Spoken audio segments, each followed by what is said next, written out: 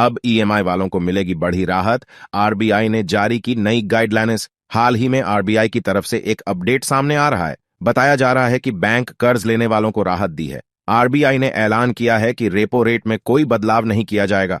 आइए जानते हैं विस्तार से। 10 अगस्त की मॉनेटरी पॉलिसी में केंद्रीय बैंक आरबीआई ने कर्ज लेने वालों को राहत दी है और रेपो रेट में बदलाव नहीं किया है। हालांकि केंद्रीय बैंक ने फूड इन्फ्लेशन के चलते तेजी से आगे महंगाई बढ़ने पर कड़े नीतिगत रुख का संकेत भी दिया।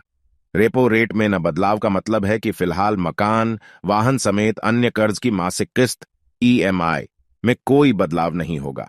यही नहीं, मॉनेटरी पॉलिसी रिव्यू में रिजर्व बैंक ने कंज्यूमर्स के हितों के संरक्षण के मकसद से लोन की ईएमआई के ब्याज दर और टेन्योर को लेकर अधिक पारदर्शिता लाने की पहल की है।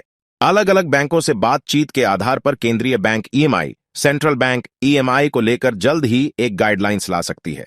क्या है ईएमआई पर प्रस्ताव? आरबीआई के अनुसार अगर जरूरी न हो तो लोन के लंबे टेन्योर से बचने की जरूरत है। उन्होंने कहा कि कर्ज भुगतान की अवधि बढ़ाने का मामला अलग अलग लोगों के लिए अलग अलग हो सकता है। बैंकों को ऐसे मामलों की निगरानी करने की जरूरत है।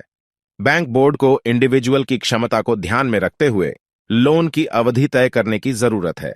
आरबीआई जल्द ही इस पर विस्तार से गाइडलाइंस जारी करेगा। इसके तहत बैंकों द्वारा अपने ग्राहकों को कर्ज अवधि और ईएमआई के बारे में स्पष्ट जानकारी देनी होगी। फ्लोटिंग से फिक्स्ड ब्याज दर का विकल्प चुनने या कर्ज समय से पहले खत्म करने का विकल्प देने के साथ लगने वाले शुल्क की जानकारी भी स्पष्ट रूप से देनी होगी। क्या बैंकों की कर्ज देने की क्षमता पर पड़ेगा असर? आरबीआई की मॉनेटरी पॉलिसी पर बैंकों ने कहा कि 10% incremental cash reserve ratio CRR लागू करने से बैंकों की कर्ज देने की क्षमता प्रभावित नहीं होगी। बैंकों के वरिष्ठ अधिकारियों ने नीति को बारीक अर्थ वाला बताया और कहा कि नीतिगत दरों पर यथास्थिति उम्मीद के मुताबिक है। बैंकिंग उद्योग के संगठन भारतीय बैंक संघ आईबीए के चेयरमैन ए.के. गोयल ने कहा कि कैश की इस अस्थायी रोक के बाद भी अर्थव्यवस्था की जरूरतों को पूरा करने के लिए प्रणाली में पर्याप्त नकदी रहेगी। भारतीय स्टेट बैंक के चेयरमैन दिनेश खारा ने सीआरआर पर लिए गए फैसले का सीधे तौर पर उल्लेख नहीं किया, लेकिन नीति घोषणा को बेहद बारीक और सावधानी से तैयार किया गया दस्तावेज बताया। उन्होंने कहा कि सब्जियों की कीमतों में मौजूदा उछाल को देखते हुए महंगाई पर उचित सावधानी बरती गई है। स्टैंडर्ड चार्टर्ड बैंक के जरीन दारूवाला ने कहा कि सीआरआर पर लिया गया फैसला आश्चर्यजनक है और इससे त्योहारी सत्र से पहले अल्पकालिक दरों पर दबाव पड़ेगा। 2023 में दरों में कटौती की उम्मीद नहीं।